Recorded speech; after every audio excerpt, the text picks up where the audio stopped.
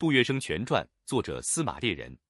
本书为杜月笙全传前言，介绍民国初年上海军阀混战、列强入侵的动荡时局。杜月笙原是苦难孤儿，后投靠黄金荣门下，凭借厚黑手段逐步崛起，最终成为与黄金荣、张啸林齐名的上海三大亨之一，混迹军政商各界，成为毒枭毒手和黑道教父。杜月笙1888年出生于上海浦东高桥镇，童年孤苦无依。父亲杜文清经营米店，母亲朱氏因病去世，继母张氏后来也失踪。杜月笙幼年失学，13岁开始赌博，因输光衣服被赌场赶出，发誓将来要出人头地。14岁时，在外婆资助下前往上海闯荡。杜月笙加入青帮后，更加肆行赌博嫖娼，因挪用公款逃离水果行，后得同参兄弟袁山宝帮助重回潘元盛。不久故态复萌，狂赌猛嫖导致重病垂危，幸得姑母悉心照料百日才康复。1907年，经黄振义引荐，杜月笙首次见到上海滩大亨黄金荣。杜月笙弟子江兆明在严老九赌当闹事，杜月笙负荆请罪，反而赢得严老九敬重，声誉大振。后接管公兴赌台，管理大众赌台有声有色，用钱收买流氓头目，保护赌客安全，雇小瘪三充当替罪羊，应对查赌。杜月笙在黄浦江上与顾家堂等8人歃血结盟，成立小八股党，开始烟土抢劫活动，从此踏上争霸上海滩之路。杜月笙到上海后，在水果行当学徒，练就一手削水果绝活，获得水果乐生和莱阳梨外号。后因赌博被辞退，转而从事抛顶工、抢帽子等街头勾当。他观察到上海名流如朱宝三、余洽清等人发迹经历，意识到要发财必须找到势力靠山，于是瞄准了青帮。杜月笙在龙华与何风林、卢小家谈判，以三星公司股份为筹码，提出互惠条件，赠送名妓小木兰给卢小家，以酒宴赔罪替代叩头。报纸刊登杜月笙请客消息，最终成功救出黄金荣。此后，黄金荣为娶陆兰春逼走结发妻子桂生姐，杜月笙趁机壮大势力，广招人才，组建杜公馆班底，包括账房、秘书、侍卫等100余人。至1924年初，已成为黄浦滩上与黄金荣并驾齐驱的人杰。杜月笙在国际饭店18楼金屋藏娇，霸占姚玉兰姐妹。姚玉英反抗后发病身亡，杜月笙正式娶姚玉兰为4姨太。后来杜月笙又讨了2房小妾，先后生子。杜月笙迷恋上孟小冬，姚玉兰设计助杜月笙得到孟小冬。杜月笙受美国人捷克拉来吃饺子老虎启发，联合黄金荣、张啸林开赌场。三合会向181号赌场扔炸弹报复，杜月笙果断反击，割下三合会3个堂主首级，将扔炸弹者投入黄浦江，彻底震慑对手。抗战期间，杜月笙在淳安筹划返回上海，觊觎上海市市长之位。戴笠带杜月笙等人到水仙宫观看所谓的赤膊文明戏，一场由上海女郎表演的沐浴秀。灯光变幻中展示女郎的肌肤与身姿。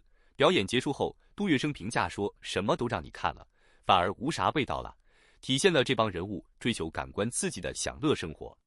详细介绍青帮的历史渊源，从明朝金幼滋为始祖，经罗清、陆奎3位祖师，到雍正年间翁荡、钱坚、潘清3位后三祖正式建帮。杜月笙20岁时，在小东门拜套千子福生陈世昌为师，正式加入青帮务自备，参加了包括净手斋戒、拜师帖等仪式。杜月笙与苏北人物建立联系，通过陆冲鹏结识段祺瑞政府财政总长李思浩，获财政部参议委任状。杜月笙早年同情革命党，通过黄公馆督察卢锦臣了解革命宗旨，与徐福生一起为过护革命党人筹措旅费，提供庇护，自掏腰包接济落难同志，在革命党中赢得杜月笙3字口碑。杜月笙用炸弹威胁赌场老板，为湖北革命党汉生同志筹集800元路费，亲自护送登船。辛亥革命前后，杜月笙与杨虎、王柏龄结交。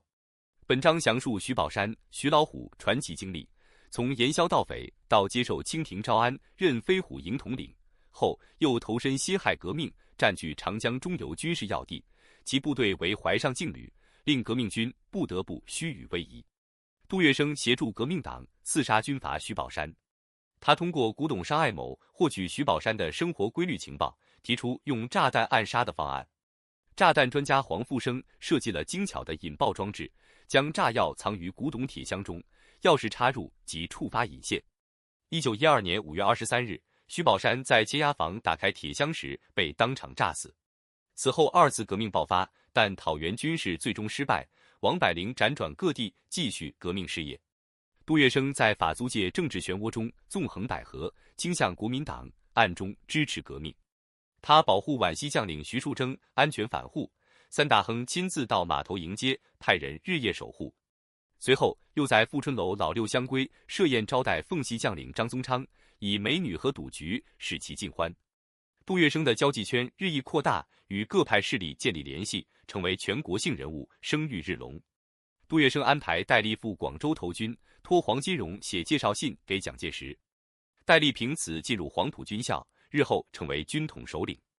1927年北伐军进入上海后，杜月笙积极靠拢蒋介石势力，宴请蒋的秘书，并赠送重金。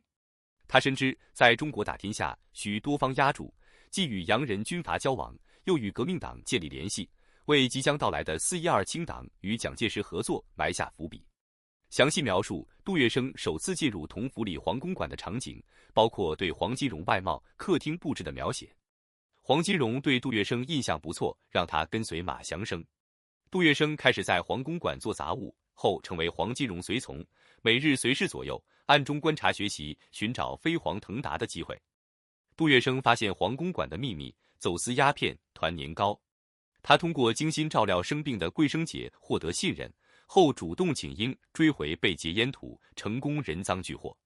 这使他成为桂生姐心腹，参与黄老板最机密的抢土工作。书中详述了上海鸦片走私的运作方式和各帮派争夺。杜月笙在黄公馆地位迅速上升，桂生姐通过给他2400元赌资考验其为人。杜月笙用这笔钱偿还旧债，结交朋友，赢得桂生姐赞赏。他回到16铺还清王国生等人的欠款，展现江湖义气。桂生姐认定他不仅能做事，更要做人上之人，开始大力培养。现代启示：杜月笙的一生给我们留下了许多深刻的启示。第一，关于逆境中的崛起。